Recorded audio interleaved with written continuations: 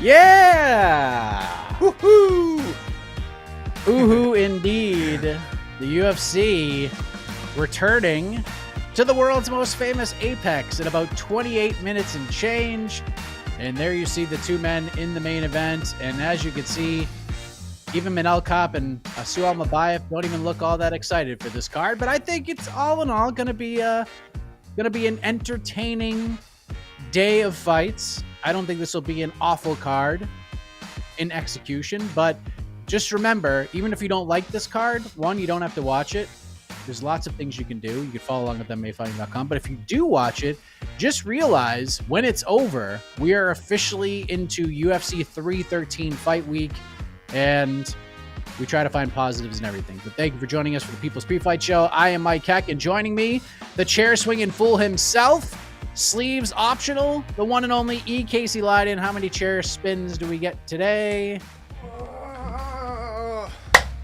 One full spin for my fantasy draft flyweight Manel Kape in the main event against a ranked opponent. Let's get those points, baby! Woo! See?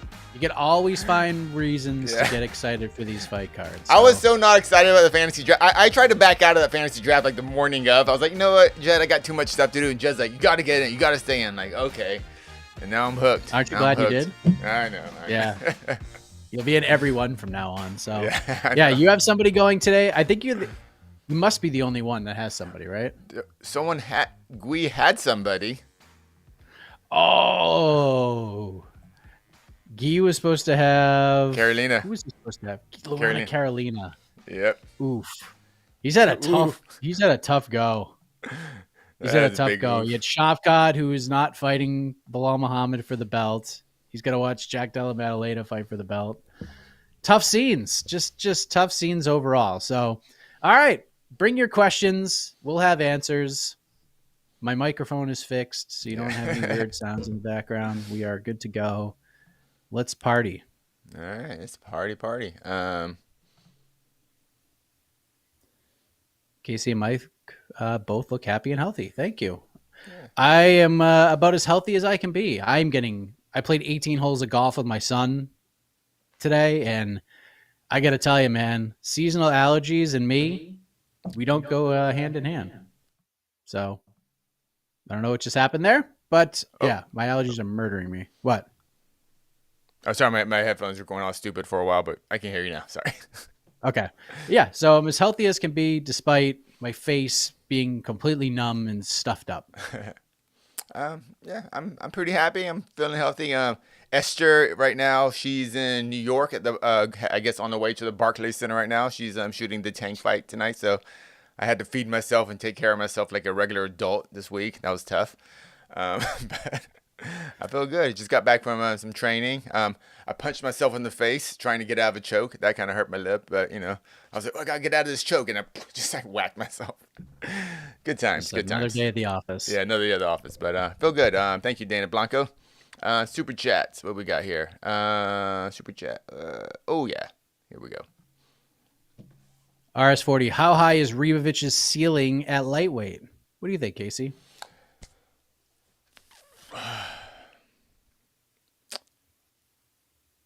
Top. He's an exciting fighter. Let's just call it. I think he'll break the top 10. He'll break the top 10 at one point. What is he now? What would you say around? It's like he's like 24, 25. Like if you had to do a ranking.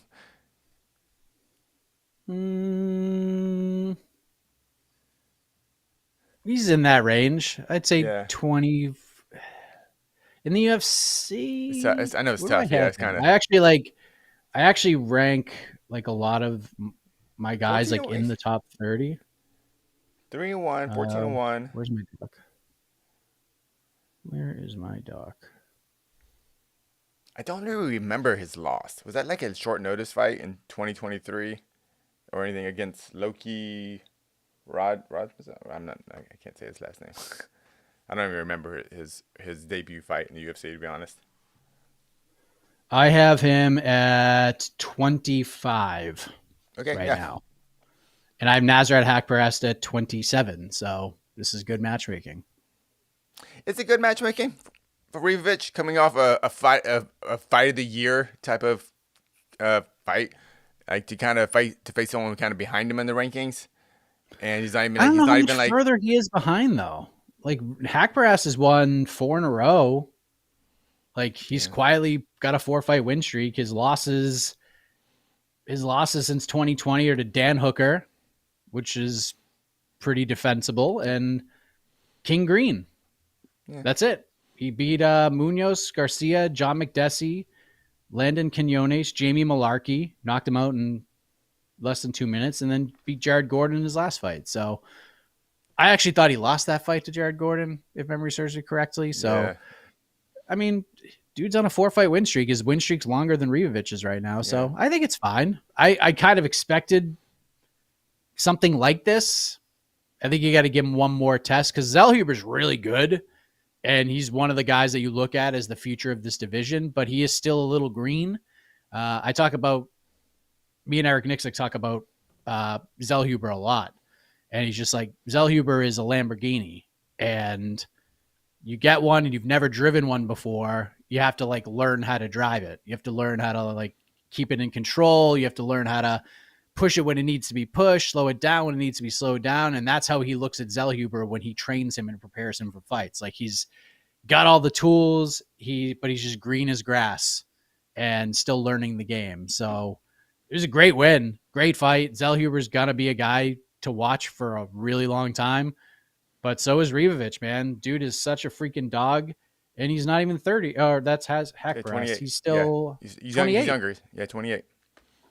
So he could be a top 10 guy. It's possible. I think his road is going to be a little bit longer though, because like the hardcore fans like him. We all seen what he could do. He hasn't really popped into the casual sphere just yet, but maybe a highlight reel knockout of Nasrat Hackbrass will help. I mean, he had a highlight reel knockout of Terrence McKinney, and it's just. I'm assuming that was at the Apex too, the Terrence McKinney one. It was. And it was. Yeah, it was an Apex. It was nasty. No. Actually, it wasn't Apex. It was actually in St. Louis. It wasn't. It was. That was the St. Louis card. Yeah. It's just, man, he just kind of gets lost in the shuffle. I mean, I'm kind of surprised at this matchmaking more in the sense that it's not even co-main event. The fact that it was like at the Spear, one of the best fights of the year, and you figure, like, whoa, he's going to get something, at least a better placement. Maybe not. The opponent's fine, sure, but the placement is just odd. So I'm just kind of surprised Riviovic is where he is on the card, but he's exciting. I didn't really think a lot about him until that last fight, and I expected Zellhuber to not win easily, but I was confident Zellhuber was going to win. But Riviovic really impressed me, and I guess we'll see if that was how good he is. I mean, I'm excited. That's actually kind of outside of the main event. That's kind of I think for me the most exciting, the fight I'm most interested in watching for sure. Yeah, it's a good one. All right, thank you, RS40. Nick. From Nick Davis. I think he pressed return or enter before he put the question in, but he gave us this question. He just wants to give you money. But this came right after. So I want to jump to this. He wants to know now. All right, sweet. So it's like one less thing we have to do at the tail end of the show. Who do you got? Bonus predictions. Ooh, let me see. Bonus predictions.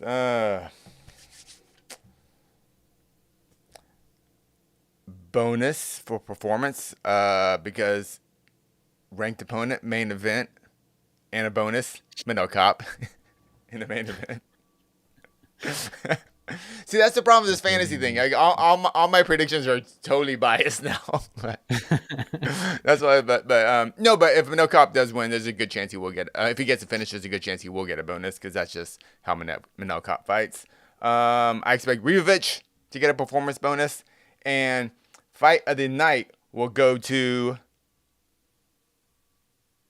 You know what? Because the UFC loves heavyweights. I'm gonna go Austin Lane versus Mario Pinto for fight of the night.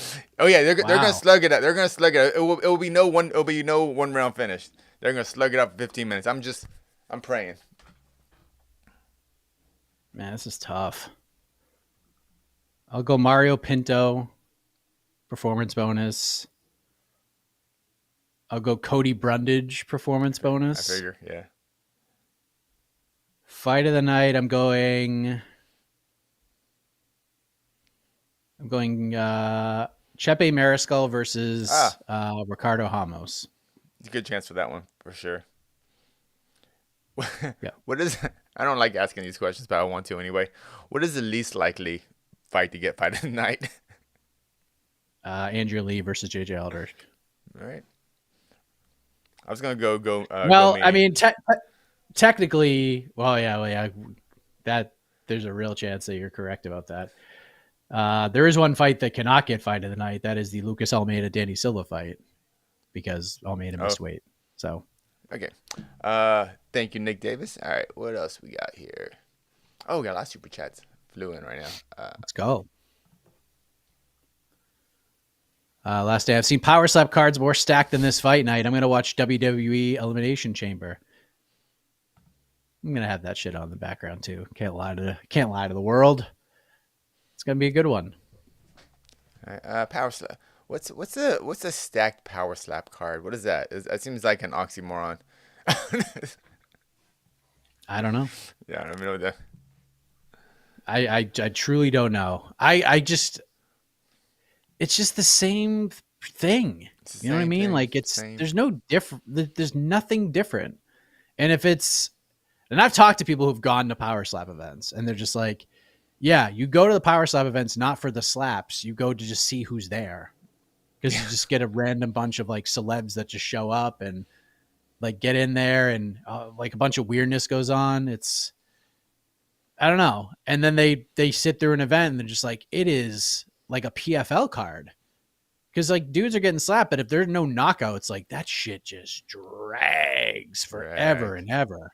So you like need knockouts to happen or it is just an awful experience. So yeah, I don't think I watched the first Paige Van Zandt slap fight, and that's literally the only one I've seen. Yeah, okay. But if it's for you, I ain't knocking you. I ain't knocking you. I've said it many times. I don't care if you're into it. All I care is like I was just offended that the UFC promotes Power Slap on the accounts I follow. You know, that's all. Yeah, like, it's like ugh. I mean, if it's such a juggernaut, you don't need it. Yeah, but whatever. If you can use it, use it. What the hell? Thank you, Last Dan. Super chat from I'm not sure to say the name, but Numa 720 with ESPN parting ways with Major League Baseball and saving $550 million each year for the next few years. Is this ESPN saving funds for a UFC deal? Cheers from Canada. So this is going to be the biggest story of the year, probably for the UFC. With so much going on and all the fight news, it's kind of fallen off the radar a little bit. But yeah, a lot of news. ESPN is saving some money. They've laid some people off over the last couple of years. And it is super weird as a baseball fan to know that Sunday Night Baseball on ESPN is no longer going to be happening. It's just so weird. I remember those days. It was so fun. It was like through most of my high school years, like Sunday night, I knew what I was doing. I was watching baseball tonight and I was watching the Sunday Night Baseball game. I was listening to Joe Morgan and John Miller, I think his name was. Shit, I should remember. But I would just listen to those two guys call baseball, and it was the best. It was just the best. And now, no more Major League Baseball on ESPN moving forward. So $550 million they're saving. What do you think? Hearing this, Casey, does this say to you, all right, we're making a big push for the UFC? No, I'm not. I don't think they're related, honestly. I would say no. But back to just ESPN and UFC, yeah, that's still the biggest story. We kind of haven't talked about in a bit, but but we have to know pretty soon. They usually make these deals at least 6 months in advance. I mean, so by the time International Fight Week, maybe like wouldn't you be pretty shocked if September comes around, at the end of the summer, especially if we don't know? We're gonna know before. We'll know by the end of the summer. Like I don't know if they'll announce it, but someone in the know is gonna break the story. Like there's enough people who cover like the broadcast side of things and these types of business deals that just kind of know about all this stuff. So I will say this. I don't think they were like, we got to get rid of Major League Baseball just so we can make it a run at the UFC and keeping them on board. But it certainly doesn't hurt. This doesn't change a whole lot for how I felt ESPN would be in play here. I feel ESPN will still be a part of the UFC broadcast deal in some way. We're not going to watch everything on ESPN. I think fight night cards are going to be on another platform. Maybe they keep Contender Series, but I think the pay-per-views are going to stay on ESPN Plus. All right. That's how I think it's going to work. Which it would be truly incredible if they just did what WWE did and just take a huge money deal and then you just pay however much dollars per month and you get the pay-per-views like WWE does with Peacock. Like, that shit rules, man. To be able to just like, even if you don't watch every WWE card, but you can't miss WrestleMania. Like, you don't have to buy WrestleMania on pay-per-view. You could just be like, all right, for 1 month, I'm going to spend $5 on Peacock and watch 2 nights of WrestleMania. Like, it's pretty badass, man. The UFC could put something together like that, especially with TKO being involved. Like, that'd be sick. That would be amazing. That the fan base will grow way more if they did that. I know. I guess that's what the question is. What do you make more money from? More people watching, or just simply selling more pay-per-views but less people watching? I don't know the financials quite enough to really speak on that. But from like everything I've been told about like the current deal, and people talk about like how much pay-per-view buys matter in this structure that the UFC has, like it don't matter at all. Like they're getting a shit ton of money to produce the event and put it on ESPN's platform. Like they are paying, like they're making millions for this shit. Whether they sell one pay-per-view or 1 million, like they're still making a ton of money. If they don't sell a single pay-per-view, like it's not like the UFC loses money. They're still gaining a ton. So pay-per-view is just more, I think, for ESPN than I'm sure the UFC gets a taste of it. And maybe the fighter, I'm sure there's bonuses involved for the main eventers. Like if they sell it and they do like 800,000 pay-per-view buys, the main eventers, especially the champion, probably gets a little bit of a bonus. But for the company, like they don't give a shit about pay-per-view buys. Like it doesn't hurt, but it's not like look at some of the shit they've given us on pay-per-view. You think that's a company that's like, we need 1 million pay-per-view buys a card? Hell no. So what does the UFC care about then? Outside of getting the big deal, I mean they care about the gates. They care about the gates, which is why they will throw those numbers out as much as possible, because they definitely get a piece of that. And all that does is lead to these deals that they're getting, these site fees that they're getting. That just TKO just signed a deal with Perth, Western Australia, for the next, I think, 3 years, where WWE and UFC are going to be hosting events there for the next few years. Like it's locked in. They're going to Perth to host events, and they paid a shit ton of money for that to happen. They care about those deals for sure, because like the UFC doesn't even have like, and at that point, like they don't even have to sell a ticket. They're getting so much money in these site fees from these cities all over the world. Like they're just making money hand over fist. So they care about that. They do care about the gates, and then they care about this TV deal. Like they want $1 billion a year for distribution rights. And from the like recent reports we've seen, just kind of the estimates, they're not going to get $1 billion, but they're going to get damn close to it. They're going to get like 900 million a year. That's fucking incredible. Incredible. 900 million a year just for US television rights and broadcast distribution. That's great. We're just talking US, just US. And we're not even talking. That's just US. Just US. That's just US. And they're going to be on like at least 2 different, they'll be on multiple platforms, I think. But Jesus Christ. Like at that point, like that's what you care about.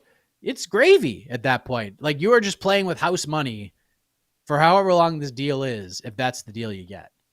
Like it's freaking like look at, and I know people get pissed when we talk about pro wrestling and all this shit, but like look at AEW right now. Like if you watch AEW wrestling, their product friggin' stinks. Like it's bad. Those shows are awful to watch. they used to sell out like big NBA arenas, and now they can't even fill like 3,500 seat arenas. But you know what? They just signed a massive TV deal with Warner Brothers. It don't matter. Like, they are a profitable business because of that TV deal. Nothing else matters.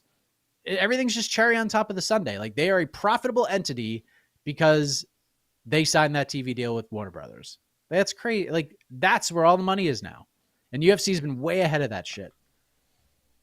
Speaking of AEW, did you watch Takeshita versus Orange Cassidy? Yes. The other night. Oh, Takeshita. That was pretty good. He steals my heart. Takeshita's that good. man. Oh, he's my He needs to. Yeah, he's my personal favorite wrestler in the world right now. But yeah, he's very good. They need to do more with him, but they don't. It's just a bad show. God, it sucks. All right, keep it on. Let's keep going. God, it's terrible. All right, thank you. What else we got here? Tim Tanvir. As a Muslim, I want to say Ramadan Mubarak to all the Muslim fighters fighting today. I get tired just going to the gym and fasting. I can only imagine fighting. So big props to Manel, Asu, Nazrat, and Rabo Zenbek. Yeah, man. Oh, is it Ramadan, right? Or not Ramadan? Was it? I'm not sure. Are they fasting right now? You might have to tell me more in the comments. I'm not 100% familiar. Ramadan started yesterday, I believe. Oh, okay, yesterday. It just started. Okay, so okay, it just started. Okay. Yep. This is day 2. Okay. So yeah. Well, happy Ramadan to all the Muslim fighters on the card, and hope it doesn't affect your performance too much. And thank you, Tanvir. And thank you for informing us on this. I didn't know that. That's gonna be kind of interesting. Great super chat right there. Okay. Thank you. All right. What else we got here? Super chat from Ski Fast NY. If points are to be taken for every legit eye poke / ball strike, we'll get fighters incentivized to be faking illegal strikes just like in soccer. But we have fucking replay. Like, you could just go to the replay. I think if that, and I think if a foul occurs, okay, and look, the NFL does the same thing. If they call pass interference and it is not pass interference, you can go look at the replay. You can take a gander at it. And if they deem it that it's not pass interference, then it's just like, okay, we pick the flag up and nothing happens. You can do the same thing here. If a dude gets kicked and it looks like he kicks him in the balls, you could go and check out the replay. And if it gets him in the hip, then you're just like, all right, no penalty. Or you could have a rule against faking it. Like, if it's not a penalty, then like you're on your back, or like the fighter gets to pick the position or something. Like, we could take both sides into account, but the fact, like, the answer is just not, well, we're not going to take any points away. Well, there's already you don't need the point taken away like this. This suggests fighters can still fake groin shots and fake eye pokes too right now for rest or for whatever reason. For sure, you know.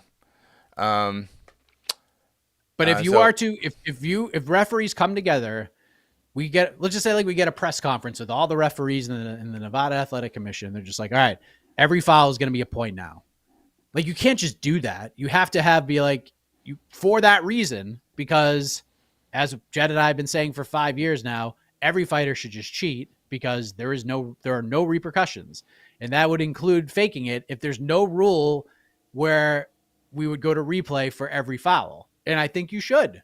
You're going to stop the action anyways to let the fighter recover. Use that time to look at the fucking replay. And if the fighter got poked in the eye, you take a point. If you got kicked in the ding-ding, take a fucking point. I'm not as hardline as Jed. I understand what you guys are saying is like, if you just deduct points for everything, then you won't stop doing it. I really believe, and I know no one's gonna like this, but like, I just think the penalty for 1 point off. Okay, go back to the Cejudo fight. Remember that kick that hit him in the cup? Who got hit in the cup? But they said it was more of a hip shot. Was it Cejudo? Cejudo got kicked. In the replay, it looked like he got kicked in the hip. It looked like it, but it was close enough that the ref still gave him time to recover. And that so would we have deducted a point from Song at that point? No, because you look at the replay and say, okay, that wasn't a direct shot to the ding ding. But and that's what we get problems with, because there's a lot of like grazing shots, and there's a lot of like sometimes when fighters put their hands on the fence, you're literally, your fingers can't help but go in, but they're not using it as leverage. And you'll see the ref are like, don't grab the fence, and they'll just let go a little bit. But yeah, in that like those situations where they just like it's a battle against the fence and you're just kind of like holding it, the ref could say like, get your fingers out of the fence. But if a takedown is to be attempted and you grab the fence and that the takedown can no longer occur, that's a point. That should automatically be a point. Yeah. Or the way I've always suggested with the fence grabs is you stop the action, you award the takedown. The fight starts with that fighter who grabbed the fence on his back, and the fighter who attempted the takedown is in top position. Referee restarts the action, no point. If it happens again, you get the position and the point is taken. And then if it happens again, it just... For fence grabs, there definitely need to be a lot more just, all right, you put your hands in fence, you get position, put them on the ground, reset, put you in a dominant position.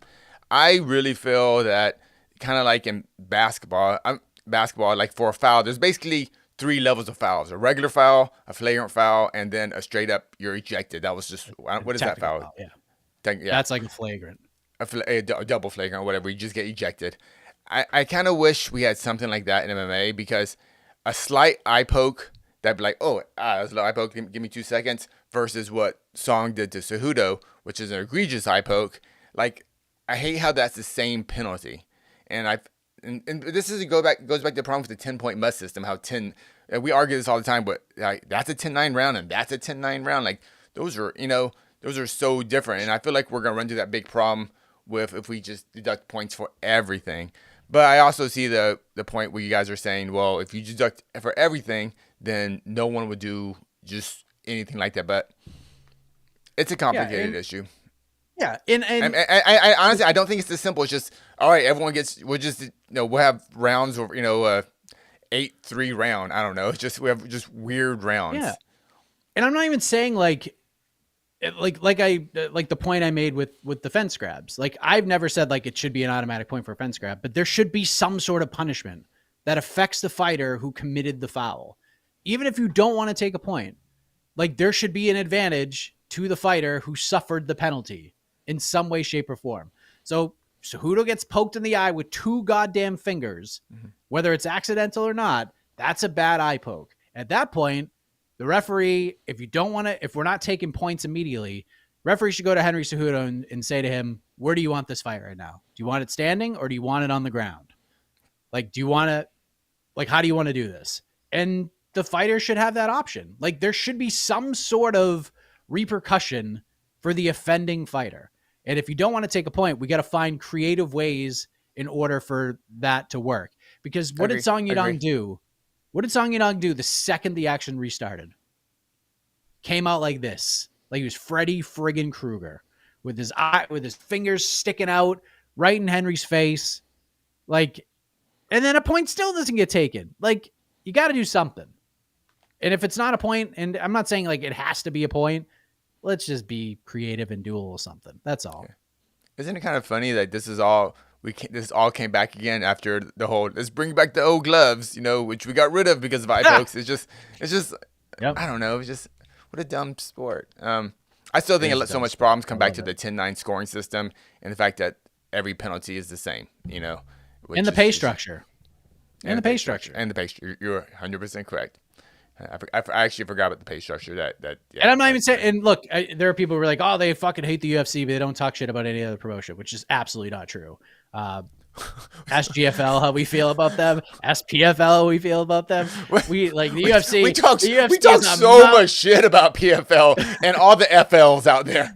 PFL, we talk so much. Freaking Olympus. When was the last time we said a good thing about PFL? Jesus. Come on. Like, I see that on Twitter. I'm like, what? You obviously aren't paying attention. Like, Jesus Christ. But like, yeah. And I'm not saying this, like, the pay structure that's across the sport needs to change. Like, the win show is ridiculous. like flat fees, and then fighters don't have to resort to cheating or missing weight purposely, because we know that happens. And again, 20% of a 12-12, who gives a shit? If they get the win bonus, like, it doesn't matter. It's only 10% then. Yeah. Yeah. Like, it doesn't even matter. So again, they could just miss, like, Lucas Almeida missed weight by 2 pounds. He forfeits 20% of his purse. If he wins tonight, who cares? It means nothing. Yeah. Nothing. And it's just, I think it's 20%. Just, he still gets home with way more money than he would have got if he lost. But again, no penalty besides the 20%. Like, there should be like a point taken immediately for a weight miss, in my opinion. But and don't give me the whole, well, you can't win a bonus. I was like, dude, that was it. What won fight of the night last week? Like, it doesn't matter. The worst fight, like, it doesn't even matter, like, what you do. Like, everything is so subjective about the way they do things. So yeah. All right, more super chats before we. Oh wow, we're already at time, man. Let me run through the super chats. Only 10 fights tonight, which is pretty damn good. Oh yeah, that's nice. Here we go. Last stand. Thoughts on the 2-man commentary booth for this card, John Anik and Dominic Cruz. I'm gonna drop a hot take that most people may not believe right now. I think this broadcast tandem is gonna be tremendous. I know a lot of other people agree with me, but I think you put Dominic Cruz in that position without a Daniel Cormier to try to alpha his ass, and you put an absolute pro like John Anik, who knows Dominic Cruz maybe better than anybody else in the UFC, who knows his strengths, knows how to set people up. I'm going to predict that this is Dominic Cruz's best night commentating of his career. I'm saying it. I'm saying it. This will be Dominic Cruz's best night. I actually like Dominic Cruz as a commentator. I like his dryness. I like his unenthusiasm. Sometimes I actually enjoy it. I enjoy that rather than the certain commentators who just like oversell everything, like 2 warriors. Oh my God, it's just like yeah, it's just a fight. I don't know. Yeah, I actually agree with you. I agree with you, and I hope you're 100% true, because I do think Anik can kind of I don't know what's the word I'm looking for Dom. He can kind of set him up better and kind of keep him focused. And only 10 fights too. It's not 13 fights. It's a lot less fights. So they're not gonna get completely just worn out by the time they get to the main event. So yeah, I like it. It's gonna be great, man. Like, no DC trying to like talk over him, no Bisping trying to argue with him. And like, you notice Dominic Cruz's best nights are when Paul Felder's there, because Paul's kind of like the same as Dominic Cruz in a lot of respects, and it's not about like who has the better point. It's not arguing which style is better than the other. It's none of that. It's just, we want to educate the fans, and then like Dominic Cruz just kind of feeds off that energy. So if he gets that bad energy from a DC or a Bisping, he's just going to fall right into that as well. But if he gets like, let's just be analysts and talk about what's happening in the cage, let's educate, him and Felder are terrific together. So yeah, I think it's going to be solid. Maybe this is the norm moving forward. The 2-man booth for a fight night. I love that. Yeah, I'd much rather have Bisping like on the desk, that type of job. Much more. Yeah. All right, one more super chat before we hit our predictions. Terrence, only good about AEW's Tony Storm, Punk winning, by the way. I disagree with you, Terrence, but I appreciate your opinion. Yeah, the Tony Storm thing is kind of weird, but she's trying. She's doing her best. Yeah, MJF is great too, but he's just been kind of like booked like ass for the last like year and a half since he got sucked into that Adam Cole vortex. Actually, it was since like the Chris Jericho vortex of awfulness that MJF has really not recovered from that. So yeah, I guess I have to ask, like, how has AEW handled Jay White? Because I love Jay White in New Japan. It's hard. I don't know. It's kind of hard to say. He's just kind of there. They put him in like big spots, and yeah. How's Okada good, doing? Man. Oh God, What? It's bad, dude. God it's dang real it. bad. I love Okada. It's real bad. I've seen some of the most amazing ever matches of Okada in Tokyo. and stuff. So like I was always worried like how that would translate over here, but I mean, he's had like a couple of good ones, like depending on who you throw him in there with. But for the most part, it's just like he looks so uninterested in what's going on right now. It's just, it's tough. yeah. It's tough. All right. I wish I had more hours in the day to watch more pro wrestling, to be honest. But I actually do. You need a lot. I do. Yeah, I do kind of miss it. Watch it. Let me see any other questions before we hit our.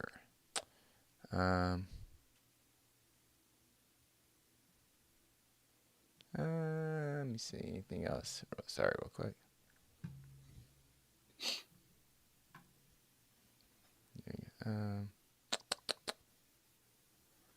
All right, I think we're good. All right. Well, we already gave our bonus predictions, so we'll get into the main card predictions. Let me just pull up the betting lines here, courtesy of our friends at FanDuel. Let us start with the opening main card bout. We have Danny Barlow, the minus 225 favorite, the comeback on Sam Patterson, plus 188. Who you got there, Casey? This should be actually, I think it should be a very exciting fight, and I'm picking Barlow by first round KO. This could this could have been the fight of the night too. This is a very good chance being fight of the night, but I'm going Danny Barlow. One of those just like crazy out of nowhere late knockouts. And after just kind of a battle where we're just like, I don't even know who's winning, but then Barlow's just like, all right, I'll just win now. And that's what happens. Let's go to the next fight. We have William Gomi. Boy, excitement personified. The minus 210 favorite.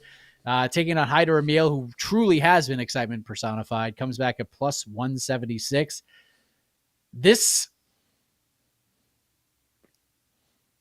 I'm going Haider Emil by decision, and boy, do I hate it. I just have I feel like if Haider's going to win by decision is just so far from happening. But this could be, because William Gomi is who William Gomi is, this has a real chance of just being like Gomi gets takedowns but does nothing. But then Haider, when it gets back to the feet, like he'll land a few really good shots before being put on his back, kind of thing, where he just he'll spend inches 4 minutes out on every his back, round with but damage. he'll do a little bit more damage in that 30 seconds. But 4 minutes 30 seconds on his back, and just depends what the judges go with, type of thing. Splitty. This could be a splitty, and I'll go with Haider Emil to win. I'm going Gomi. I'm going Gomi. It's Gomi. How do you say it? Gomi. Yep. Gomi. I'm going Gomi by splitty too, but going the other way. Okay. In a it happened fight. Yes. Back to the best division in the sport, lightweights. We have Esteban Riviovic minus 260. The comeback on the quietly surging Nasrat Hakparast plus 215. I assume you're seeing a finish here from Esteban Riviovic. Yeah. I'm now a big Riviovic fan, and he will win by super exciting TKO in the third round. But it'll be a very exciting journey to get to that knockout. Boy, we started this card 30 minutes late, and we're already at the desk immediately. So not a good sign for the pacing of this fight card, ladies and gentlemen. I'm going Riviovic as well by decision, and just a fun fight, just a fun high level lightweight matchup. Let's go to the penultimate fight, Casey. It is a coin flip as we speak. Cody Brundage, the slight favorite, minus 110. The comeback on Julian Marquez, minus 106.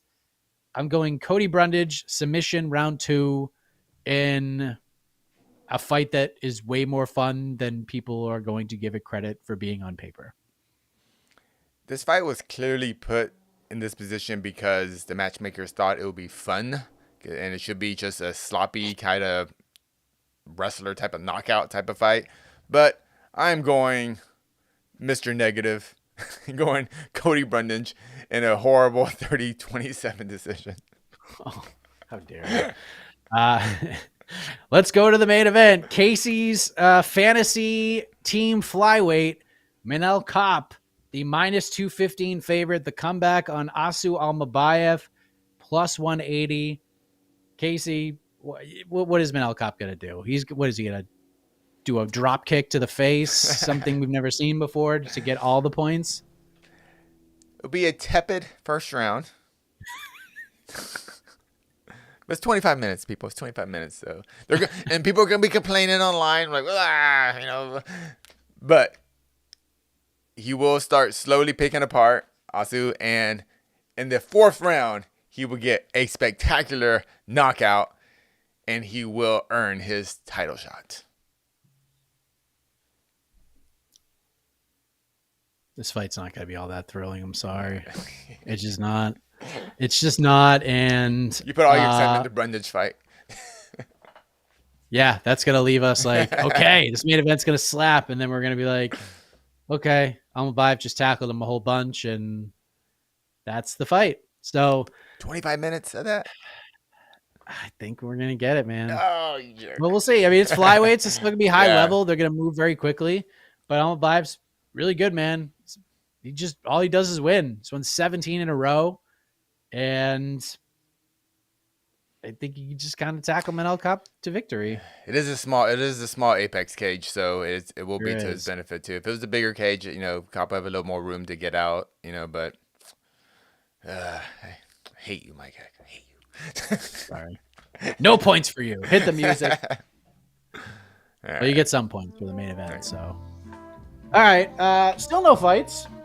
I don't understand what's happening right now, but fights will be starting soon, and we're going to get a good one right out the gate, ladies and gentlemen. We're going to end the night with flyweights, and we're going to begin the day with flyweights. Charles Johnson versus Ramazan Temirov is the first fight of this card, and I just wish we could get right to that, because that's it might be the second best fight on this entire card. But recap with me, I think it's just going to be me doing the post show after. I'm going. Okay. I'm taking the night off. I'm actually seeing my teammates. I have 4 teammates fighting tonight down the street, and so it'll be lots of exciting fights. My teammate is fighting former UFC featherweight Albert Morales. I think is his name. Oh, he's fighting him tonight. And what promotion is this? Up next fighting. Oh, Gianni Vasquez is fighting on that card, is he not? I think so. That dude, pay attention to that guy. Yeah. Pay attention to that dude. We did one of those like full-fledged features on that crazy fight with Edgar Chairez in Texas. But enjoy, Casey. You guys enjoy the fights, and I will see you when they're over. Peace out. Bye.